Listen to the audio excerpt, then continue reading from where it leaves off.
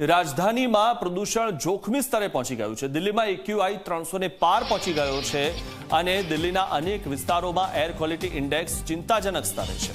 નહેરુનગર વિસ્તારમાં સૌથી વધુ 386 એક્યુઆઈ નોંધાયો।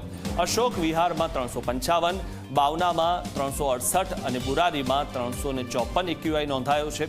દિલ્હીના દ્વારકામાં 374 અને જહાંગીરપુરીમાં 370 એક્યુઆઈ નોંધાયો છે। ત્યારે જે રીતે દિલ્હીમાં પ્રદૂષણ સતત વધી રહ્યું છે ને આ આંકડા સામે આવ્યા છે। દ્વારકામાં 374 અને જહાંગીરપુરીમાં 370 એક્યુઆઈ નોંધાયો।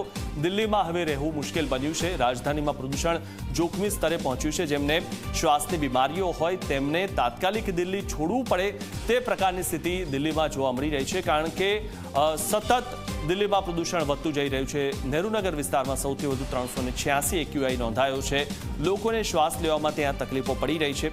અશોક વિહારમાં 355 તો બાવનામાં પણ સતત પ્રદૂષણ વધી રહ્યું છે। જહાંગીરપુરીમાં 370 અને દ્વારકામાં 374 એક્યુઆઈ નોંધાયો છે। રાજધાનીમાં પ્રદૂષણ જોખમી સ્તરે પહોંચ્યું છે।